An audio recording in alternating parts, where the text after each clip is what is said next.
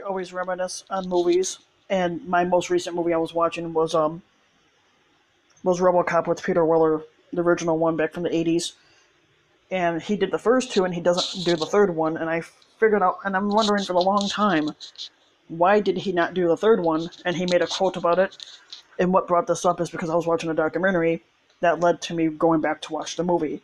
I was watching a documentary on ancient Egypt, and Peter Weller was doing the narration. And there's a few documentaries of that I've seen where he did that. And he's in his 70s now. He's 71. And I can't really say much on Peter Weller in the aspect of whether I like him or not as an actor because I only saw him in 3 movies. And all 3 I own. He was in Robocop 1 and 2, and then he was also in the movie Poseidon Adventure. And of course, the Poseidon Adventure was, I think, the longest movie he did. It was like a 3-hour film.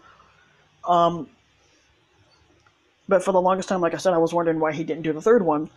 And he basically stated that he said it was all fun when he did the first one and partly the second.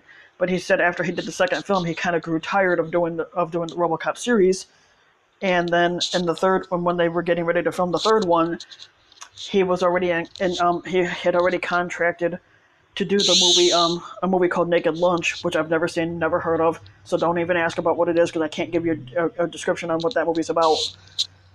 But he basically stated that he, like I said, that he grew tired and that he didn't want to do the third one. And since he contracted to do Naked Lunch, he couldn't just up and leave Naked Lunch to go back and do RoboCop. And they replaced him at the time with somebody that was unknown. And the guy that did the third film was a guy named Robert John Burke. I don't know much about him either, but that was one of the movies that I saw Robert John Burke in,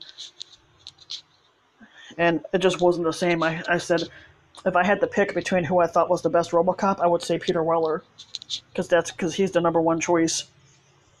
Yep.